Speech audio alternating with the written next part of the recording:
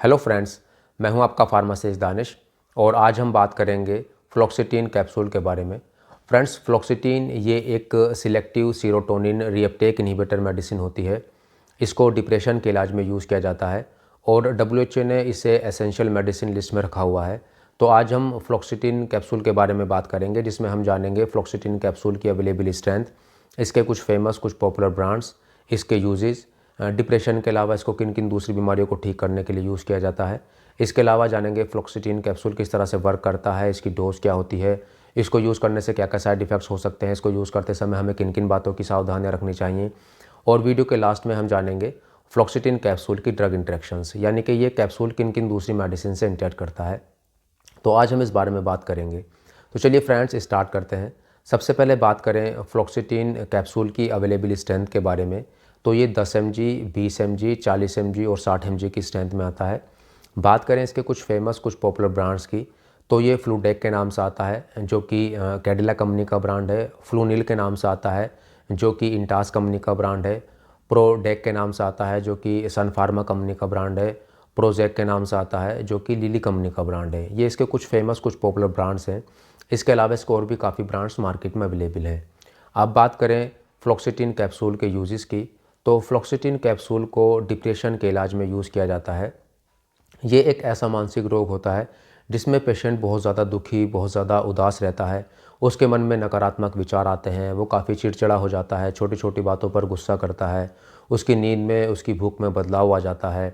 वो उसको अपना जीवन व्यर्थ लगता है, अर्थहीन लगता है, थकान महसूस करता है। तो ये डिप्रेशन के कुछ सिम्टम्स होते हैं। डिप्रेशन के इलाज में फ्लोक्सिटिन को काफ़ी ज़्यादा यूज़ किया जाता है। इसके अलावा फ्लोक्सिटिन कैप्सूल को ओसीडी, जिसको कि ऑब्सेसिव कंपल्सिव डिसऑर्डर बोलते हैं, उसके इलाज में भी फ्लोक्सिटिन कैप्सूल को यूज़ किया जाता है। इसमें पेशेंट के मन में एक ही तरह के विचार बार बार आते हैं, एक ही तरह के काम वो बार बार करता है, जैसे कि हाथों को बार बार धोना, घर के लोग को बार बार चेक करना, बिना ज़रूरत वस्तु को इकट्ठा करना। तो ओसीडी के इलाज में भी फ्लोक्सिटिन कैप्सूल को यूज़ करते हैं। इसके अलावा फ्लोक्सिटिन कैप्सूल को पैनिक डिसऑर्डर के इलाज में भी यूज़ किया जाता है। इसमें पेशेंट को पैनिक अटैक बार बार आते हैं, जैसे कि बार बार जल्दी जल्दी घबराहट का होना, बेचैनी होना, बार बार डर लगना, पसीना आना, हाथ पैरों में कंपन का आना, सांस खिंच कर आना।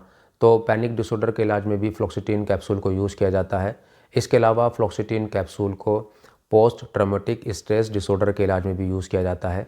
ये एक ऐसी मानसिक अवस्था होती है कि जब कोई व्यक्ति किसी बहुत ही ख़तरनाक स्थिति से गुज़रता है, तो तब ये डिसऑर्डर होता है। जैसे कि अगर कोई व्यक्ति के साथ कोई शारीरिक या यौन उत्पीड़न होता है, कोई दुर्व्यवहार होता है, या कोई वो गंभीर एक्सीडेंट से गुज़रता है या किसी आपदा से गुज़रता है, तो उसके बाद पेशेंट को पोस्ट ट्रॉमेटिक स्ट्रेस डिसऑर्डर हो जाता है। इसमें पेशेंट चिड़चिड़ा होता है, उसको डर लगता है, चिंतित रहता है, अकेलापन अपने आप में महसूस करता है, उसको नींद बहुत कम आती है, बार बार वो चौंक जाता है। तो इस डिसऑर्डर के इलाज में भी फ्लोक्सिटिन कैप्सूल को यूज़ किया जाता है।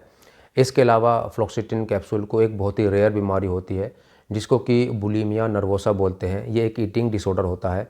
इसके इलाज में भी फ्लोक्सिटिन कैप्सूल को यूज़ किया जाता है। इसमें पेशेंट लिमिट से ज़्यादा बार बार बहुत ज़्यादा खाना खाता है, जिससे उसका वेट काफ़ी ज़्यादा बढ़ जाता है। और पेशेंट खाना इतना ज़्यादा खाता है कि कभी कभी वो खाना खाने के बाद वोमिटिंग भी कर देता है। तो बुलिमिया नर्वोसा के इलाज में भी फ्लोक्सिटिन कैप्सूल को यूज़ किया जाता है। तो इस तरह के मानसिक विकारों के, मानसिक बीमारियों के इलाज में फ्लोक्सिटिन कैप्सूल को यूज़ किया जाता है।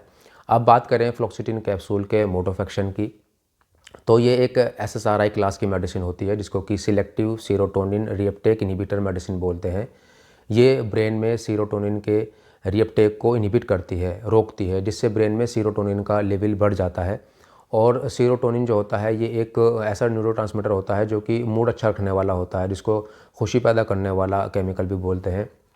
तो जब ब्रेन में सीरोटोनिन का लेवल बढ़ जाता है, तो पेशेंट का मूड अच्छा रहता है, वो खुश रहता है, उसके डिप्रेशन में आराम मिलता है, उसको नींद बहुत अच्छी आती है।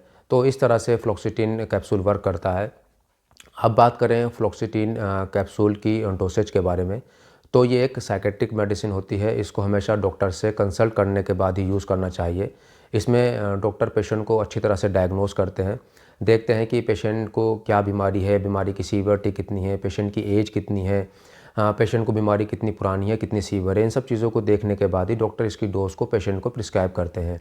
इसकी जो जनरली डोज़ होती है उसमें डॉक्टर इसके 10 mg या 20 mg के कैप्सूल को दिन में एक बार रात को सोते समय खाना खाने के बाद दिया जाता है, या इसके 10 mg या 20 mg के कैप्सूल को दिन में 2 बार भी दिया जाता है, यानी कि एक कैप्सूल सुबह, एक कैप्सूल शाम भी दिया जाता है।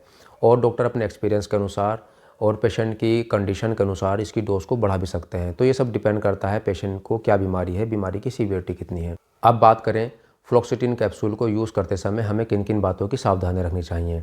तो सबसे पहले तो यह है कि अगर कोई एलर्जिक है फ्लॉक्सिटिन मेडिसिन को लेकर, उस कंडीशन में पूरी तरह से कॉन्ट्राइंडिकेटेड कैप्सूल होता है। इसके अलावा जब भी इस मेडिसिन का ट्रीटमेंट चलता है तो अल्कोहल को पूरी तरह से अवॉइड किया जाता है। इस कैप्सूल को यूज़ करने से अगर आपको चक्कर घूमे आते हैं या हल्की हल्की नींद आती है तो कोई भी मोटर व्हीकल या कोई भी मशीन ऑपरेट ना करने की सलाह दी जाती है। प्रेगनेंसी और लैक्टेशन में भी ये कैप्सूल पूरी तरह से कॉन्ट्राइंडिकेटेड होता है, इसको यूज़ नहीं करना चाहिए। इसके अलावा जिन लोगों को लीवर की, किडनी की, हार्ट की कोई डिजीज़ होती है, डायबिटीज़ होती है, इसके अलावा पेप्टिक अल्सर्स की प्रॉब्लम होती है यानी कि पेट या आंतों में छाले होते हैं, एपिलेप्सी होती है यानी कि दौरे पड़ते हैं, या ग्लूकोमा की प्रॉब्लम होती है जो कि आँखों से संबंधित एक बीमारी होती है। अगर आपको इस तरह की कोई भी डिजीज़ होती है तो आपको इन बीमारियों के बारे में अपने डॉक्टर को ज़रूर बताना चाहिए। इसके अलावा फ्लॉक्सिटिन कैप्सूल को यूज़ करने से अगर आपके मन में आत्महत्या के विचार आते हैं तो आपको तुरंत अपने डॉक्टर से कंसल्ट करना चाहिए। इसके अलावा इस कैप्सूल के ट्रीटमेंट को अचानक से बंद नहीं करना चाहिए। अगर आप इसके ट्रीटमेंट को अचानक से बंद कर देते हैं तो इससे विड्रॉल सिम्टम्स आ जाते हैं, यानी कि आप इस कैप्सूल को जिस बीमारी के इलाज में यूज़ करते हैं तो जब तक आप इसको यूज़ करते रहते हैं तो उस बीमारी के सिम्टम्स में काफ़ी आराम मिलता है। अचानक से बंद करने से उस बीमारी के लक्षण और तेज़ी के साथ उभर कर आते हैं। इसीलिए इस कैप्सूल को हमेशा डॉक्टर से कंसल्ट करने के बाद ही और इसकी डोज़ को आहिस्ता आहिस्ता कम करने के बाद ही इसके ट्रीटमेंट को रोका जाता है। तो फ्लॉक्सिटिन कैप्सूल को यूज़ करते समय हमें इन बातों की सावधानी रखनी चाहिए। अब बात करें फ्लॉक्सिटिन कैप्सूल की ड्रग इंटरेक्शंस, यानी कि यह कैप्सूल किन किन दूसरी मेडिसिन से इंटरेक्ट करता है। तो फ्लॉक्सिटिन कैप्सूल कुछ मेडिसिन से इंटरेक्ट भी करता है, जैसे कि आइसोकार्बोक्साजिड, फेनल्जिन, लिंजोलिड, एस्पिरिन, आइबुप्रोफिन, नेप्रोक्सन, इसके अलावा इमिप्रामिन, एमिट्रिप्टाइलिन, वारफेरिन, क्यूनिडीन, मेटोप्रोलोल, इसके अलावा alprazolam, हालोपेरिडोल, citalopram, tramadol, oxycodone, डेक्स्ट्रोमेथोर्फान, diazepam, वेलनाफेक्सिन, इस तरह की मेडिसिन से यह कैप्सूल इंटरेक्ट करता है। अगर आप इसमें से किसी भी तरह की कोई भी मेडिसिन यूज़ कर रहे हैं तो उसके बारे में आप अपने डॉक्टर को ज़रूर बताएं। तो फ्रेंड्स, आज की वीडियो में इतना ही। अगर आपको मेरा वीडियो अच्छा लगा है तो मेरे वीडियो को लाइक करें, शेयर करें और मेरे चैनल क्रिएटिव हेल्थ केयर को सब्सक्राइब करें। तब तक के लिए take care and goodbye friends.